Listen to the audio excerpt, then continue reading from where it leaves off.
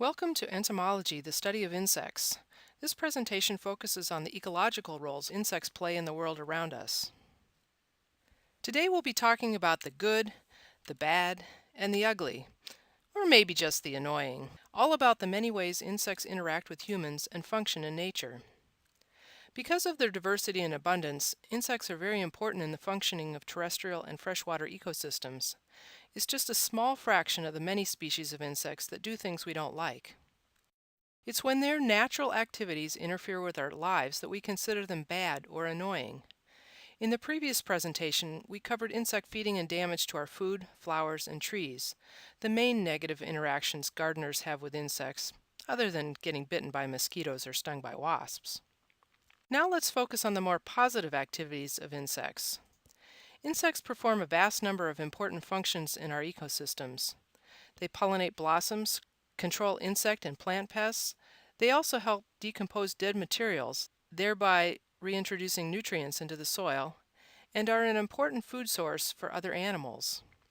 In a 2006 study published in the journal Bioscience, the economic value of just some of these four types of insect services was estimated at almost $60 billion a year in the U.S., which is only a fraction of the value for all the services insects provide. Insects play an essential role in the lives of most flowering plants as pollinators. These plants cannot reproduce without insect intermediaries to carry pollen from flower to flower. The plants produce a wide array of colors, odors, and rewards, such as nectar, to attract their pollinators. Various flower types are adapted for luring different groups of insects, not only bees, but also many species of wasps, flies, butterflies, moths, and beetles. Many of our agricultural crops like almonds, apples, cherries, blueberries, cucumbers, squash, melons, and many more would be non-productive without insect pollinators. Honeybees are probably the single most important insect pollinator on the planet.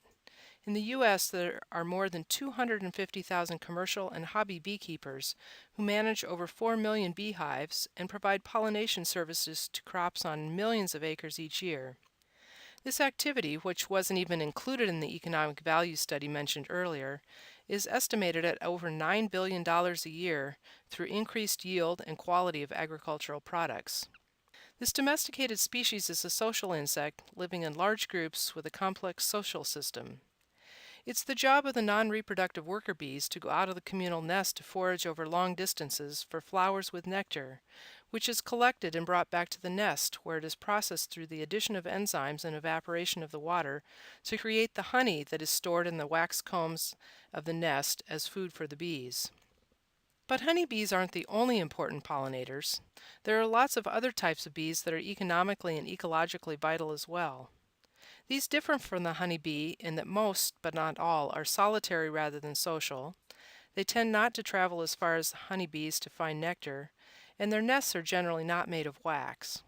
Wild bumblebees and certain species of solitary bees are very important pollinators of some fruit crops and in backyard gardens. Insects are also important in maintaining insect and other animals' populations, particularly herbivorous ones. A natural enemy is any insect or other organism that destroys insects we consider to be a pest. Insect natural enemies can be divided into two main groups, predators and parasitoids, which we'll talk about in more detail in just a minute.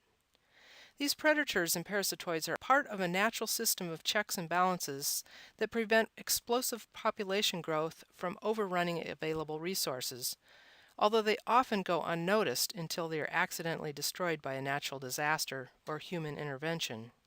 Predators are insects or other insectivorous animals, each of which consumes many insect prey during its lifetime. They usually feed as both immatures and adults on other insects or arthropods. Predators are often large, active, and/or conspicuous in their behavior, and therefore are more readily recognized than are parasitoids. They are generally fairly mobile so that they can find or catch their prey, and most species tend to have a fairly broad host range. Parasitoids are insects, frequently wasps or flies, which develop in other insects. The adults lay their eggs in or on the host insect, and when the egg hatches, the young parasitoid larva feeds on the host, the pest, and kills it. The name parasitoid, which means parasite-like, comes from the fact that the insect kills its host, something that a true parasite does not do. The adults are free-living and may require nectar and/or pollen to reproduce well. It is only the larval stage that is parasitic. Each larva kills only one host during its development. Many parasites are very specific to the type of host insect that they can attack, often just a single species or a small number of closely related species. Because they have to fit inside their host, parasitoids are slightly to substantially smaller than their host insect. Although insect parasites are very common, they are not well known because of their small size.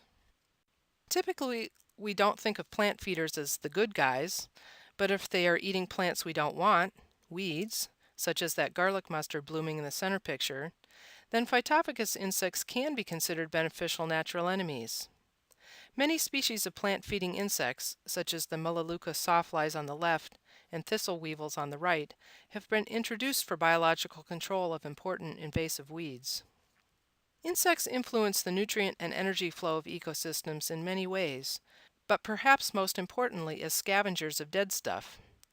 Insect decomposers are crucial to the breakdown of plant material, both leaf litter and wood, which these termites will feed on, dead animals and waste material, and often their action is required before other types of decomposers can utilize the material. Frequently they introduce microorganisms that continue the breakdown process. Dung beetles process a substantial amount of the cattle manure in pastures and rangeland, where they provide a valuable service returning nutrients to the soil and improving the usability of the sites. Without such scavengers, the gradual accumulation of waste products from large herds of cattle would soon make much of the landscape unsuitable for agricultural purposes. Insects are an important part of the food chain for a wide variety of vertebrate and other invertebrate animals. Insects are a major part of the diet of many groups of birds, fishes, certain mammals, and amphibians and reptiles. Insectivory is common among land-dwelling birds and some mammals, including shrews, moles, and bats. Freshwater fish such as trout and bass feed extensively on aquatic insects like mayflies and stoneflies. And the artificial flies used by anglers are often made to resemble a fish's natural prey. And many other animals will eat insects when other food is scarce. And insects were undoubtedly an important source of nutrition for our early human ancestors, and even today they are still collected and eaten by people of many cultures. In Mexico, dried grasshoppers are sold in village markets to be fried or ground into meal and mixed with flour to make tortillas. Ants, caterpillars, beetle larvae, crickets, and cicadas are just a few among a long list of edible insects that are consumed in Australia, Africa, South America, the Middle East, and the Far East. It's really just in Western culture that people have such a strong aversion to considering insects as food. Yet we readily eat close relatives of insects, such as shrimp or lobster, without even thinking about it. Now let's turn our attention to some of the insect products that are used by humans. Honey and beeswax have been valued since ancient times, and although honey is not as important anymore because of commercial sugar production, annual U.S. production of honey is still over 150 million pounds. Beeswax is still used commercially in the manufacture of cosmetics, candles, furniture waxes, leather dressings, waxed paper, inks, and medicinal ointments. Silk is a strong, natural fiber made from the cocoons of silkworms, often used to make luxurious clothing.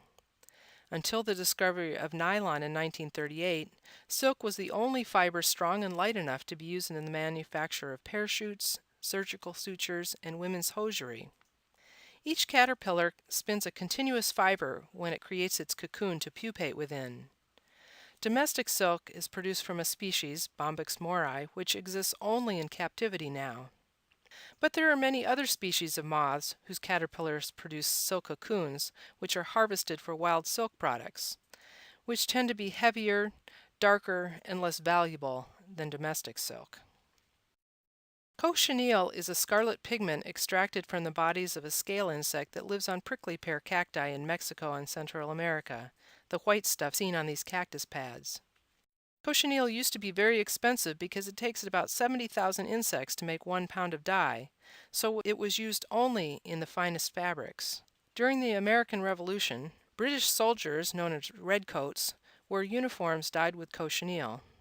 Today, cochineal has largely been replaced by synthetic dyes, but it is still used as a coloring agent in foods, beverages, cosmetics, especially lipsticks, and some art products. Shellac is a brittle or flaky secretion from another scale insect, the lac insect Caryolaca, which grows on soapberry and acacia trees in the Far East. This dried resin is dissolved in alcohol to produce commercial shellac, widely used as a varnish. Once again, lac has largely been replaced by synthetic materials, but because it is edible, it is still used as a pharmaceutical glaze or to coat fruits instead of with wax to prolong the shelf life, and for a variety of other miscellaneous uses. And finally, many people appreciate insects for their aesthetic value. Most people think butterflies are pretty, and many will even create butterfly gardens to try to lure them in as objects of transient beauty. And considering their impact on the lives of our early ancestors, it is not surprising that insects have become thoroughly integrated into human culture, from arts and crafts to mythology and religion. In ancient Egypt, for example, people noticed scarab beetles rolling balls of manure along the ground. Because the sun was also round, they concluded that a giant celestial dung beetle must roll the sun across the sky each day, turning that lowly beetle into a symbol of rebirth and immortality, with images of the dung beetle incorporated into Egyptian art and religion. The symbolic character of insects is also ingrained in many other cultures, with the religious or symbolic significance reflected in the art, literature, music, and dance of the times. Although much of that significance has faded in modern times, our language still reflects many traditional associations. Busy as a bee, annoying as a fly, mad as a hornet.